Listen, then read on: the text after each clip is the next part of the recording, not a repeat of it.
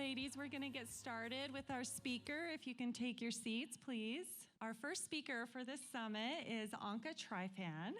Anka is the CEO, creator, and strategist of Tree Fan Events, a local to Treasure Valley women-owned and operated boutique event planning and production agency. She is a certified event professional, a digital event strategist, recipient of the several event industry awards and accolades.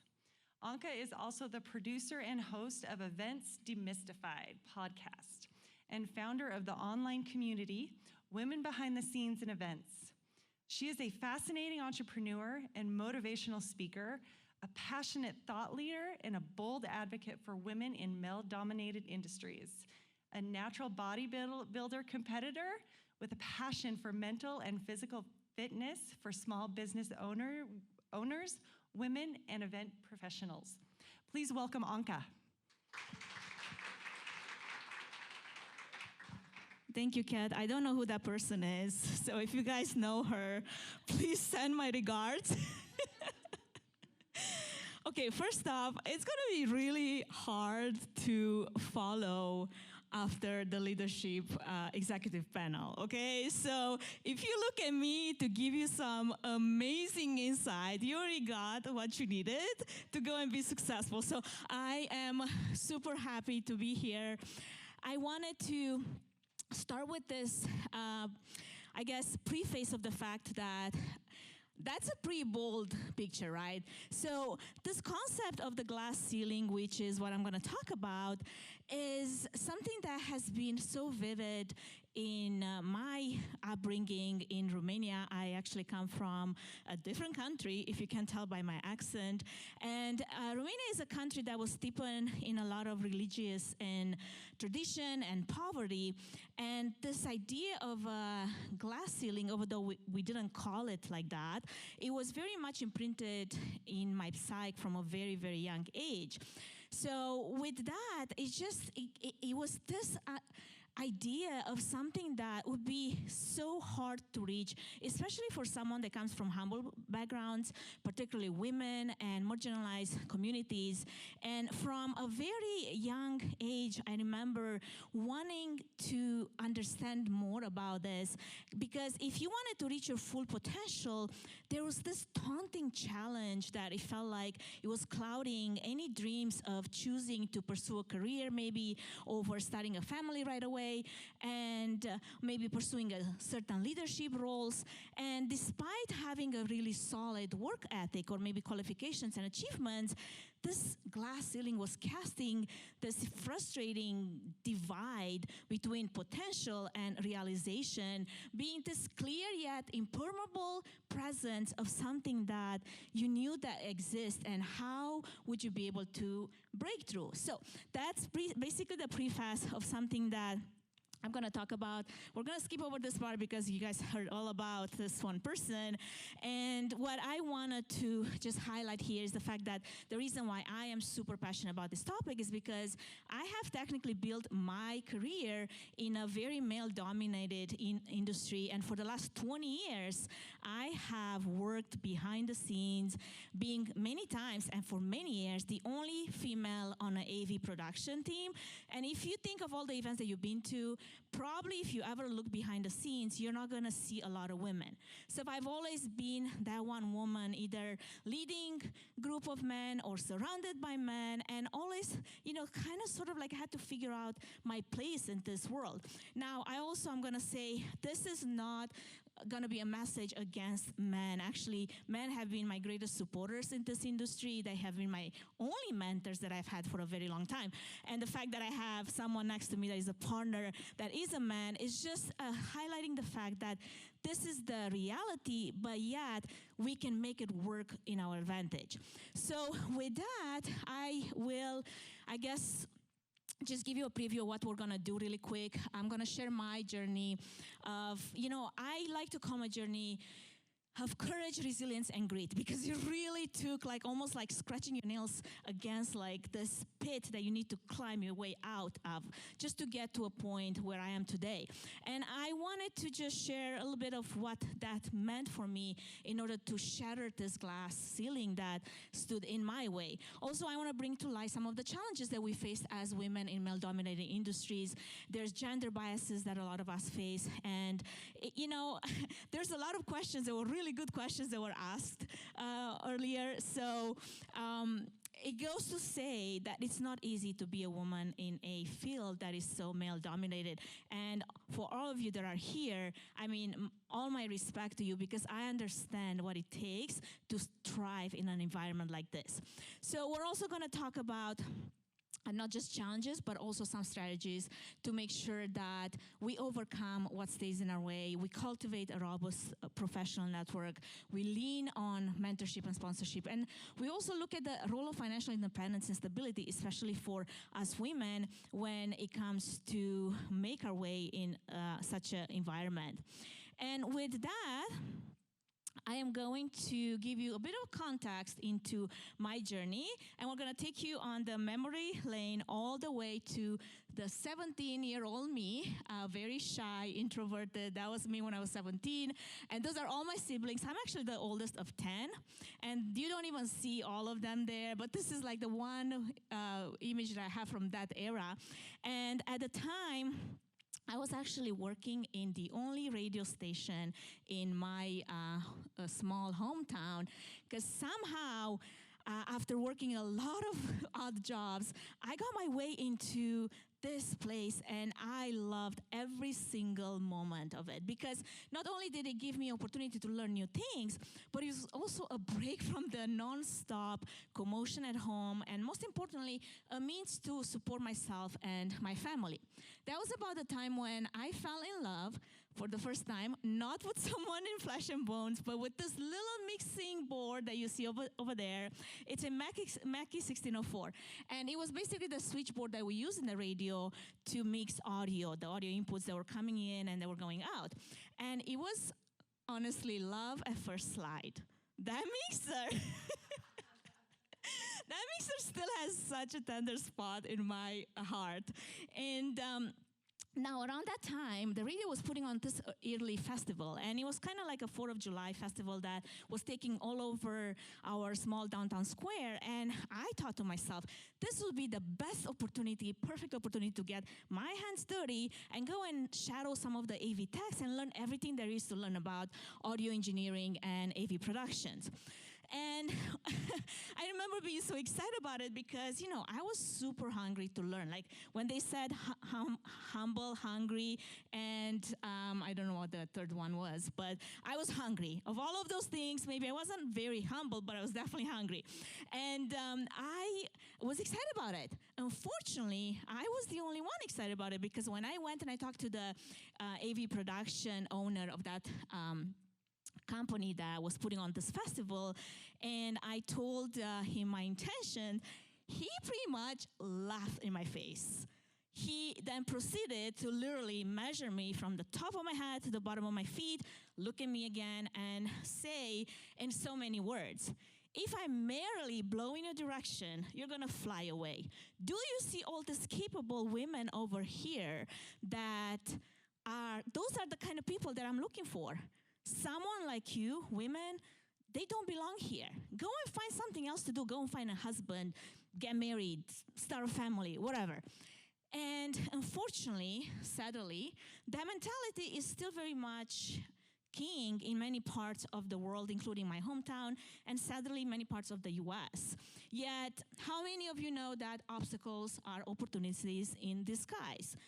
That was the day when I decided I'm going to prove him wrong and the whole status quo. So what I did, although I don't even remember his name right now, one thing I do remember is those words that he said, because those were the words that really fueled in me that fire to want to go and do the things that he said I wouldn't be able to do. Obviously, the advice that he gave was not really advice I cared to follow right away.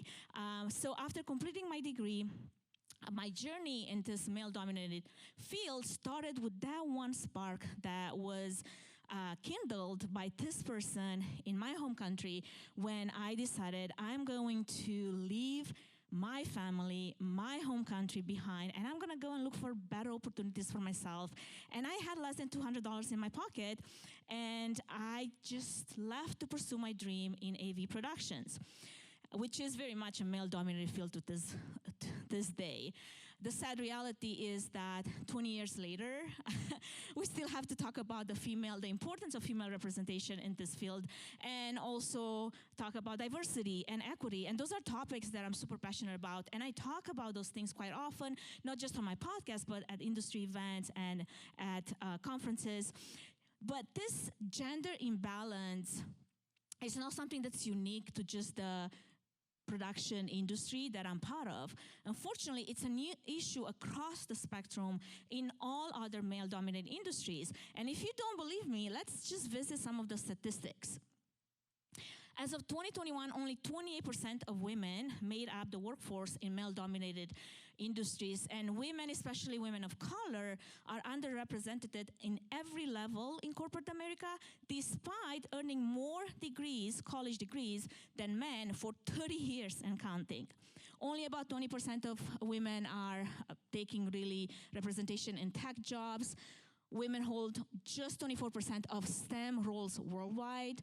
In the manufacturing industry, we have women account for only 29% of the total workforce. Also, when it comes to promotion, I think this is so important. For every 100 men promoted and hired to manager, only 7 to 72 women are promoted and hired, which means that women are less likely to end up on the path to leadership and receive the first critical promotion to a manager, and they are less likely to be hired into senior positions. Why did we have a panel that was just men? And that's not just the reality of this one industry, it's the reality of many other industries. 60% of women in male-dominated industries have experienced some type of gender discrimination, and sadly, 50% of women have experienced or reported sexual harassment, and we all know that not everything that happens actually gets reported. So what does this mean is that, why is it troublesome? Well, the reason why it's troublesome is because it creates this imbalance, which means that certain voices get amplified while other voices don't. The isolation effect is a byproduct of this imbalance. Being one of the few women in my field, as it was my experience for at least 12 years that I can count, that can lead to feelings of isolation and tokenism when some of our contributions are often, overlooked or maybe even appropriated despite knowledge and expertise.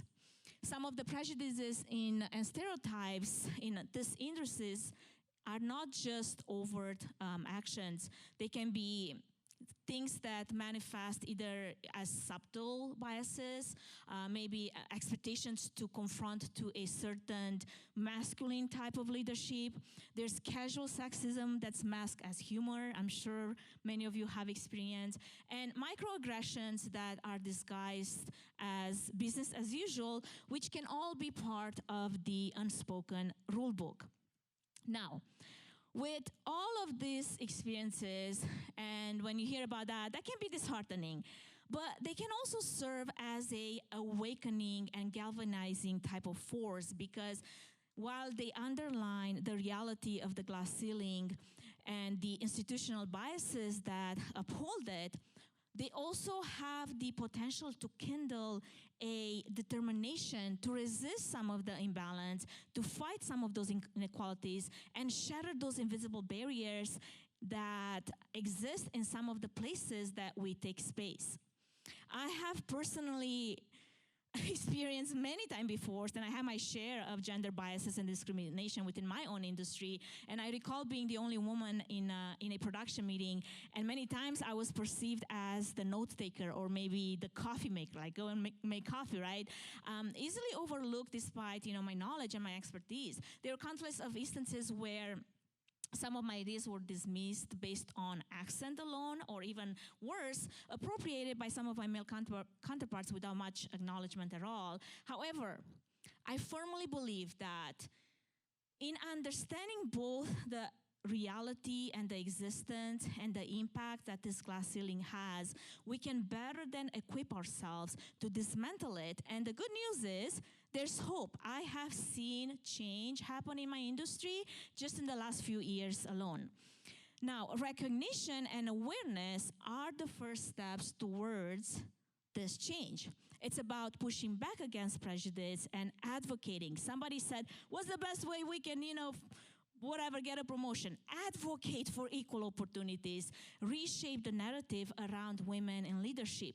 Each time we women overcome biases, counter stereotypes, and assert our rightful places in these spaces, we chip away at that glass ceiling. We pave the way for future generations, ensure that they won't have to fight and navigate around invisible barriers all the time just to realize their full potential.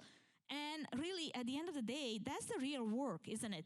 Not just to break through the glass ceiling for ourselves, but to ensure that it's rendered obsolete for those who follow.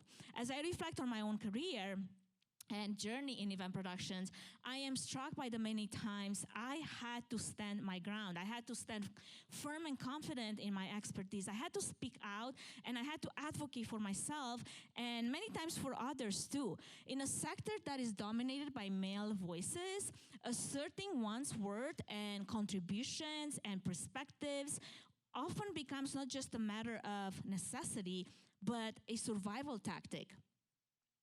And we talked about advocacy. Self-advocacy is, in essence, the act of standing up for oneself, of asserting our needs, our desires, and our worth. It's about tracking and promoting our achievements. How do we get a promotion? You better track it so then you can promote it, so you can talk about it, and you can say, this is what I've done for this company. This is what my vision is for this role. Negotiating for better conditions and higher pay, and persistently requesting equal opportunities of advancement. Advocating for oneself isn't easy. I know it takes a lot of courage. It takes resilience and a strong belief in our experience, in our knowledge, our capabilities, yet it is a tool for making our voices heard, our contributions recognized, and our potential realized. In a world that often undermines the abilities and capabilities of women, self-advocacy becomes our lifeline. We owe it to ourselves to be our biggest advocate. After that, if we don't value and fight for our own worth, who will? One of the key strategies in effective self-advocacy is clarity in communication, because effective communication forms the backbone of all of our work and negotiations. Mastering the art of communication is magnified tenfold in male-dominated industries, where a woman's voice often needs to cut through many layers of preconceived notions and biases just to convey our competence and assert our worth and advocate for our needs and our ideas. Now, we all say that we communicate, but when we can articulate our thoughts and express our needs without getting emotional, and we are able to do so confidently and unapologetically, we send a clear message that we value our work and our worth and expect others to do the same. By embracing effective communication strategies, we can then empower ourselves to challenge the existing norms and all the expectations that there are, and dismantle some of the gender biases that have been there for maybe generations, shatter this glass ceiling, and pave the way for greater gender equality and opportunities for women in this traditionally male-dominated fields. Developing strong communication skills isn't just about being heard. It's about being understood, respected, and valued. Clear and assertive communication is particularly vital. It's not about aggression or dominance. Rather, it's about clarity, respect, and confidence. So here are a few tips that I personally had to, in my own journey, learn and implement in order to express my needs and my thoughts, and do it in a way that is ambiguous and unambiguous, respectful, and confident. Now, as women, we love to talk. Like, don't show me a woman that doesn't like to talk yet. In an industry where sometimes time comes at a premium, clarity and brevity are valued. Sure, you can be sweet and nice, but speak with integrity, get straight to the point, try to avoid jargon, and ensure that your message is easy to understand. Be clear and concise. Communication, like I said, is not just about speaking, it's about also listening and demonstrating the type of understanding and respect for other people's viewpoints only fosters mutual respect. It's crucial to stand up for our ideas and our rights, but let's remember to do so in a way that is respectful. Don't make assumptions, get curious, inquire further, maybe ask clarification, clarifying questions, so you can just respond on point. Assert yourself respectfully. Nonverbal cues can reinforce or undermine a message, and that's something that I needed to learn, and I'm still learning as a speaker because I have to try to keep, eye contact and use open body language and all the things, just being aware how even my tone and volume, can have such a different impact than my words. So all of that matters, especially when we communicate in situations where our body language says one thing and our words say something else. Also, we have to, as we were going back to the words of like being humble and hungry, we've got to pulse check our ego. Too often when we receive constructive criticism, erases this defensive mechanism in us, and we no longer take that as an opportunity to grow. Instead, we get pretty much shut down and stop listening. So keep that in mind.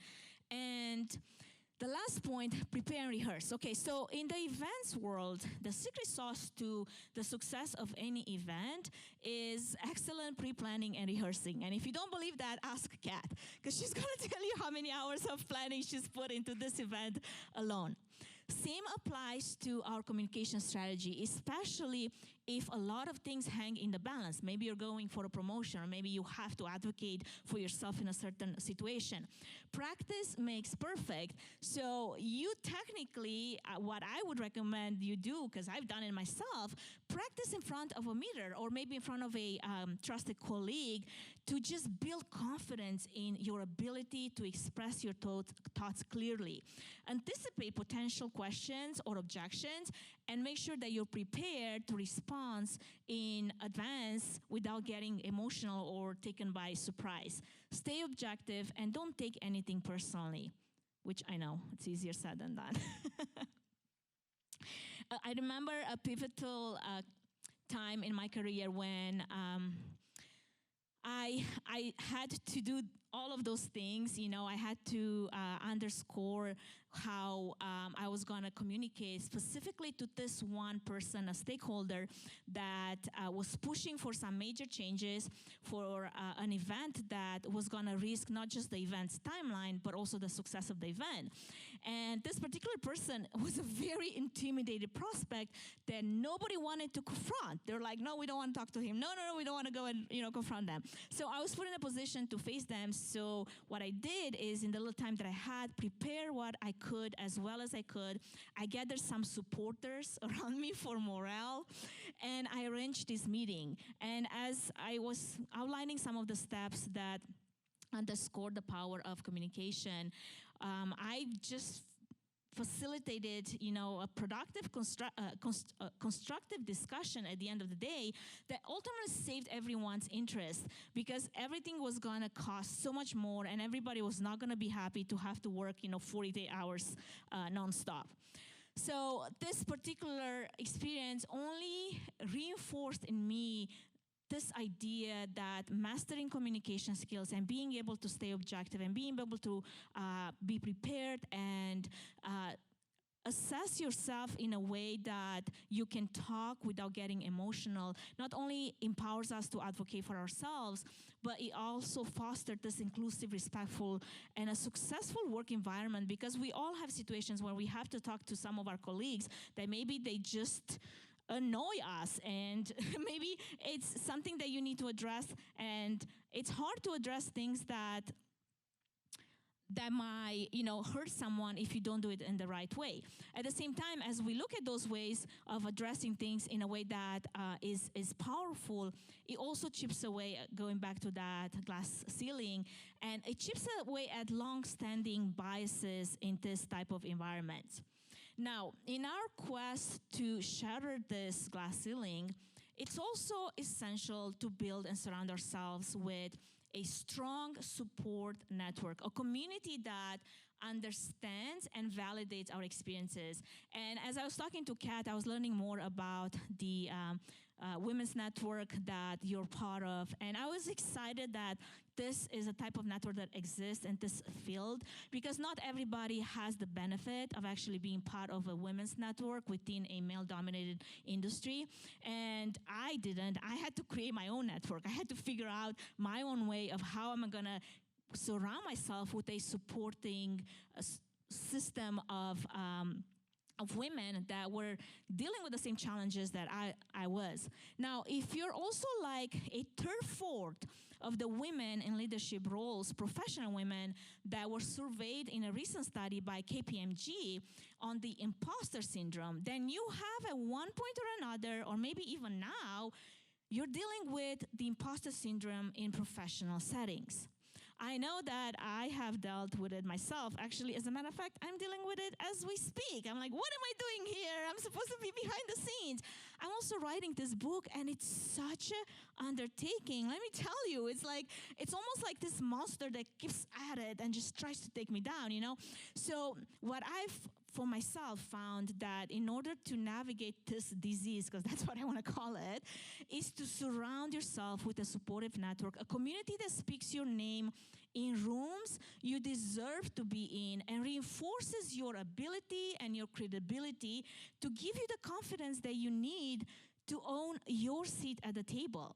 When we connect with other women who share similar experiences, face similar challenges, not only do we gain practical insight and wisdom and advice, but it also fosters a sense of belonging and mutual empowerment. One of my most favorite authors, Brené Brown, she is very strong on belonging, and in her concept of belonging, there is acceptance of one's true self, even when different, or maybe when you're standing out, which resonated a whole lot with my own journey in a male-dominated field, because I was trying to fit in, and I initially, as I was trying to do that, I leaned into my masculine energy, but it just led to like a lot of disconnection. So when I realized that fitting in is unsustainable and only true belonging will foster that deeper connection and fulfillment that I was after, I embarked on a new path, and that was just to embrace my authentic self, my femininity, even in a traditionally masculine space. And that, had to do with the way I dress, the way I put makeup on, the way I show up, and celebrate the unique qualities that I bring to the table. In doing so, not only have I fostered a sense of belonging to myself, but also sought to empower other women. And those are women that I got to bring on to events and put them in leadership roles and in charge with big parts of the event, because I've helped them to also find their belonging, their authentic belonging, and also is what really led me during COVID when, it was like, we're all gonna die, where I created this community of women behind the scenes. It's really an empowered community that provided not just a sense of belonging, but of collective resources and knowledge and strength. It reinforced the idea that when one woman succeeds, it smooths the path for all of us, advancing our quest for equality and success in whatever male-dominated field we're in. Now, in order to establish such a community of true belonging that embraces diversity and values differences, strategic networking is crucial. I I follow people that inspire me, and I reach out to strange individuals, especially on LinkedIn, whose work I admire, and I express interest in their experiences. And I have found so many valuable friends and mentors that way. If you're open, curious, and most importantly, yourself, if you're genuine, you will seek that which you look after. And with that, not only will you seek that, but you'll foster this type of environment of inclusivity, respect, and mutual success. Navigating a career in male-dominated fields can often feel like, at least to me, it felt a whole lot like charting into some kind of wilderness. Anyone else been there? It's like this kind of journey where you feel like there's challenges, there are detours, there are hidden trails. And in such environment, having mentors and having supporters that can become your support system, not only will it give it invaluable guides and offer you direction and insight, but also be that support network that you need in order to succeed. Now, mentors provide guidance, they provide wisdom, they can provide feedback to help grow personally and professionally, while sponsors, they use their influence to advance your career, championing some of the abilities that you might not even know that you have, and championing into the decision makers which you might not have access to, which only increases your visibility. To find mentors, look for individuals who align with your career path and your values and your skills. And I have discovered many mentors on social media platforms like LinkedIn and industry conferences. Sponsors are typically found in either your organization or maybe a wider industry network. And my experience with sponsors has been that if you show them your potential, but more than the potential, you want to show them your dedication and your skills and your career ambitions. And if they can support you, they can say yay or nay. But if you don't ask, you don't know.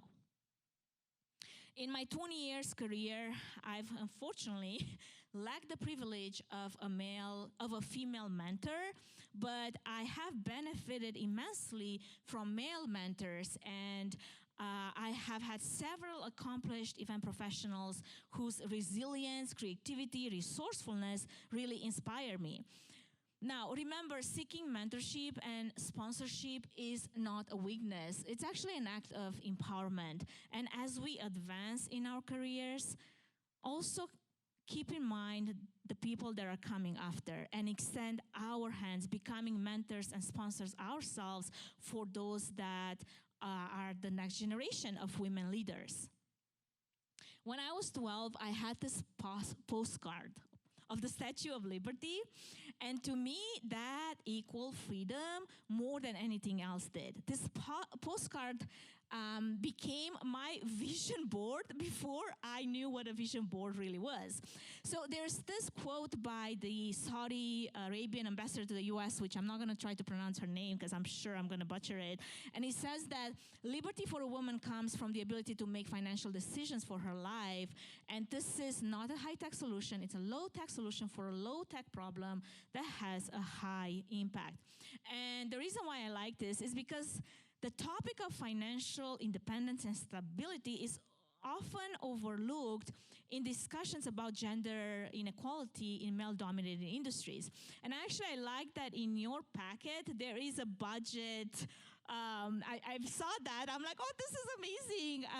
I think it was provided. Let me see. Who was it provided by? I think it was Black River and Rockwood Stone. Yep. So this budget guide, that's fantastic. I'm like it was super fun to see that. I'm like excited about it. Now, and I think I just moved my slides while I was doing that, just for good measure. Okay, I'm on the right one, good. Now, why is that important? It's because financial stability secures a woman's future by providing her not just with a safety net, because we like that, but it also enhances confidence and it reduces unnecessary stress, empowers us to negotiate for better pay, which in turn contributes to closing this gender wealth gap, and often is very much essential to maintaining our personal and professional well-being. In male-dominated industries, I feel like it's even more important because women many times face wage gaps and fewer opportunities for advancement, and then financial stability becomes even more critical because it offers us the ability to not just have freedom and make choices and pursue unique passions, ambitions, whatever it is that might be, but it also impacts your life, your family, and your community. Financial stability is something that also helps women take risks, and I know that for myself. I haven't always been a business owner, but being a business owner and having to take risk without having some type of financial stability to support my risk taking, that's a scary place to be in. So having that, it's so important because it's not just about earning money and saving money, but making money work for you. Do you like my outfit at 17? Do you see me dressed like this?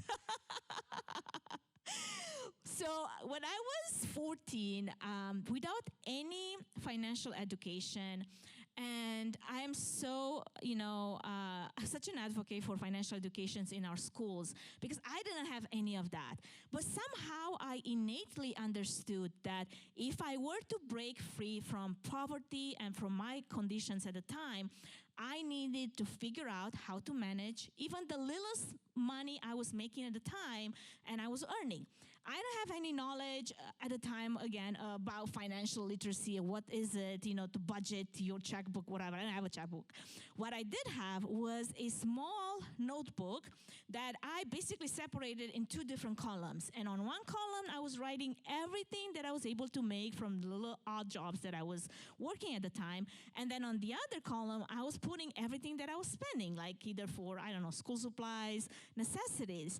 And that was what helped me to save 3 years worth of Romanian annual income, and this is back in 2000, to purchase that airline ticket, which was really my ticket to freedom that I needed to get to US and still have about $200 to my name. Now, according to Oprah, money won't create success, but they will give you the freedom to make choices that will eventually lead to success in many areas of your life, including financial independence. For me, as I'm looking back at my journey, I'm so grateful that I had that journey of having to raise myself from all the way back there so that I understand and I can teach my kids how important financial independence is and how not only that it provides that safety net that I mentioned earlier and bolsters the confidence, but also it helps take risk and live a life that you always wanted to pursue, and not just pursue work, but also pursue other passions and hobbies. Like for me, I pursue bodybuilding full time, and let me tell you, it's not a cheap activity. It takes a lot of training, a lot of coaching, a lot of nutrition, and it has to be done right if you want to show up anywhere on stage. For me, that confidence is what really kept me going during COVID with a lot of events being canceled. Actually, all of the events eventually getting canceled, a lot of event professionals going out of business. So my encouragement to you is, let's make financial literacy a cornerstone of our career advancement strategy, and don't just let that checkbook to be balanced by the husband. Take charge of it. See what comes in and what goes out. I'm not going to go on and on this, but it's such a topic that I'm so passionate about, just because one of my sisters is tied in a situation where she makes all the money, her husband doesn't work, but he controls the money. And I'm I can't even, I'm not going to go there. Let's just go back to the next thing. You're going to lose me. In male-dominated industries, standing as the only woman in a room, many times you are faced with resistance and dismissal.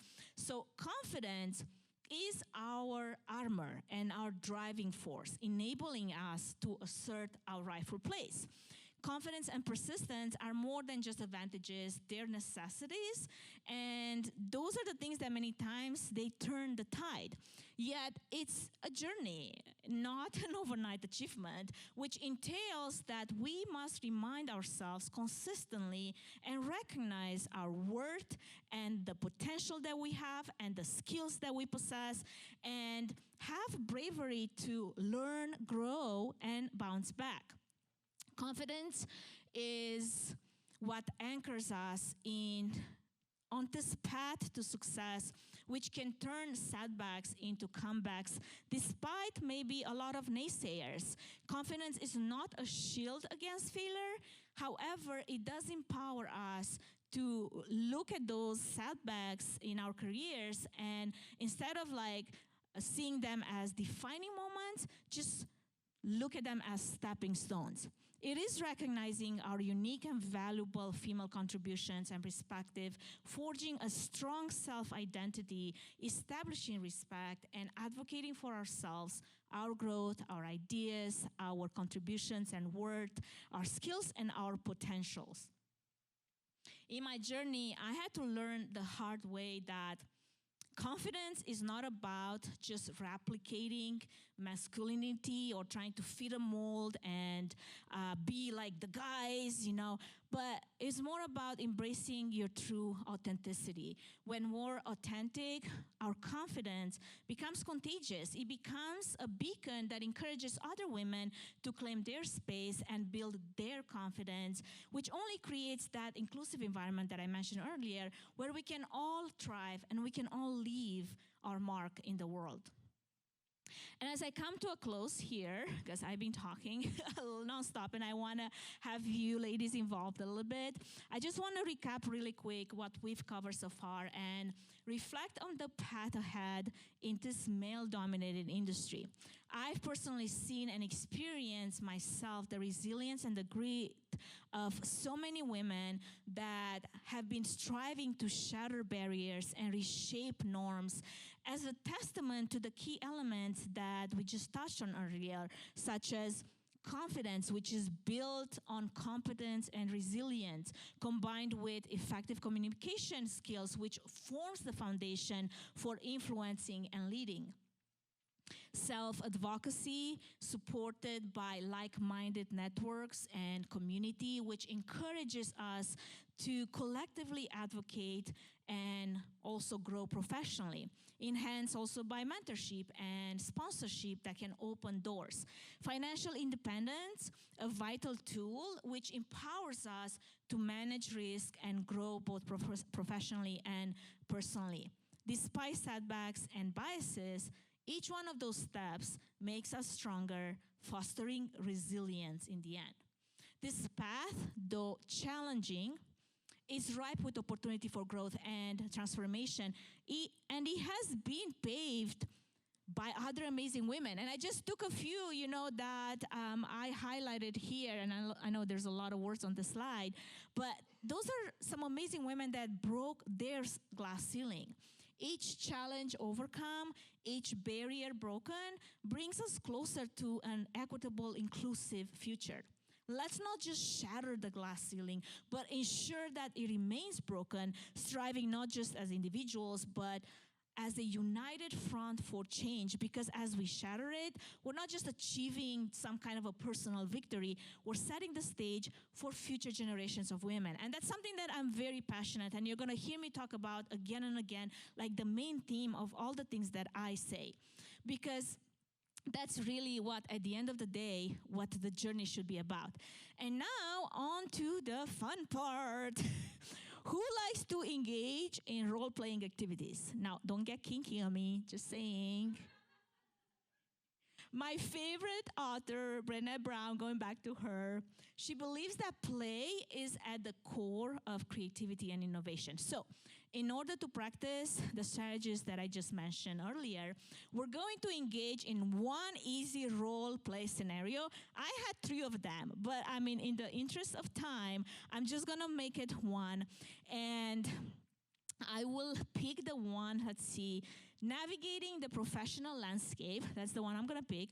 Now, even if you're the most introverted person there is, all I'm asking that you do not leave the room on the pretense that you need to use the bathroom or maybe take an important call that just happened to come right now.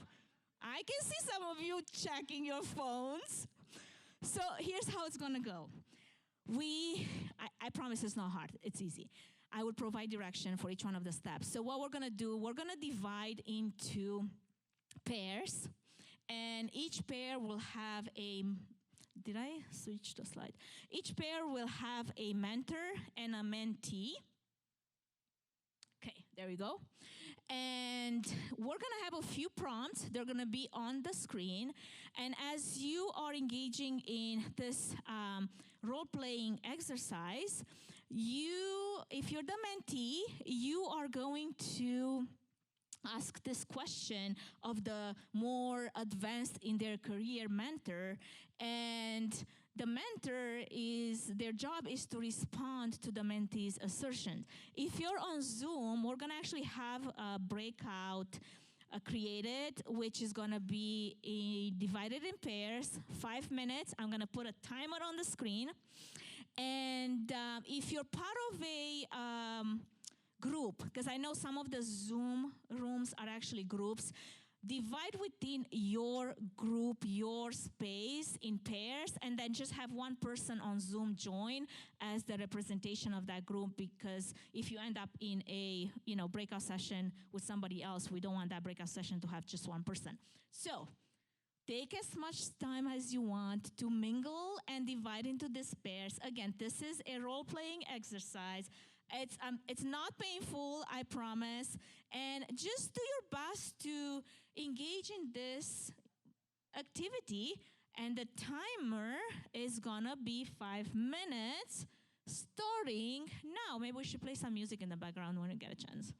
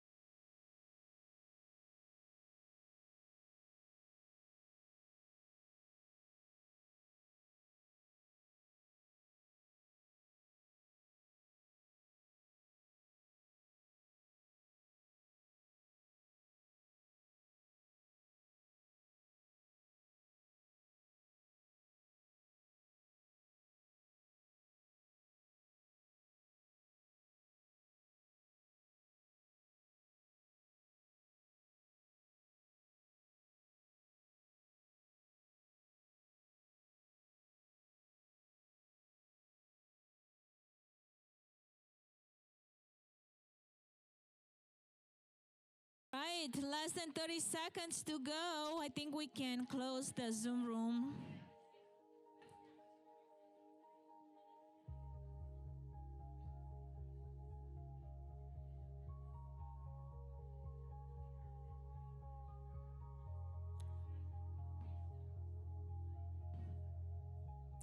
And the time is up.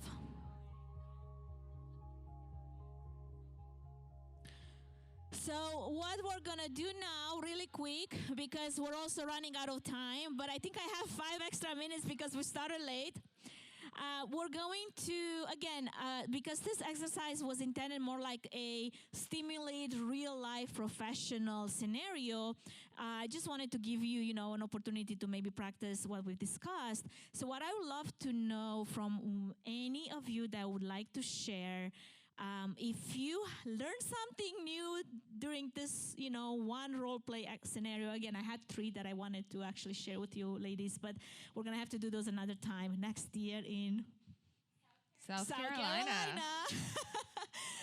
If you would like to share something, you can pick any of those questions, either if you learned something or if something that was discussed really stood out, or maybe a practical way that you can apply something that was communicated. I would love to hear from you, and we're going to have a mic to run to you. And don't be shy. I promise it doesn't go outside of this room. Only to Zoom.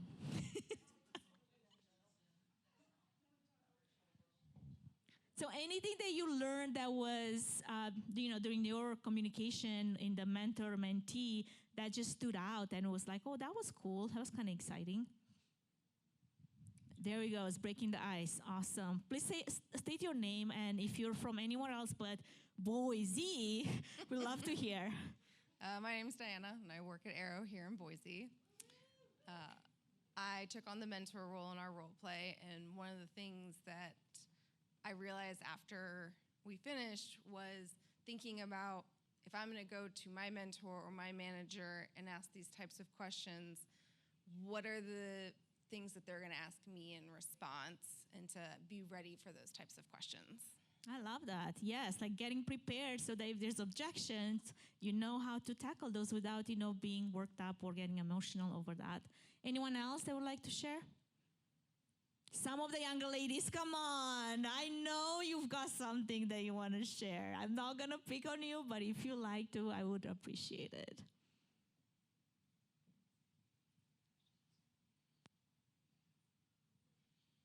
I will give you candy. That works with my kids. Ooh, what kind of candy? I know, that's my daughter. She's 6 and she's so feisty. Like, well, first tell me, what is it? Okay, well, again, let's remember as we are going to conclude today's talk, because you have some very exciting things that are coming up next. Together, we're not just going to merely navigate our industries, we are going to reshape them.